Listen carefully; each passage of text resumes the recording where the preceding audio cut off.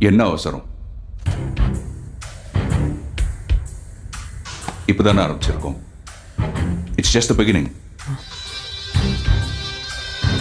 நீ எனக்காக செய்ய வேண்டிய வேலைகள் இன்னும் நிறைய இருக்கு.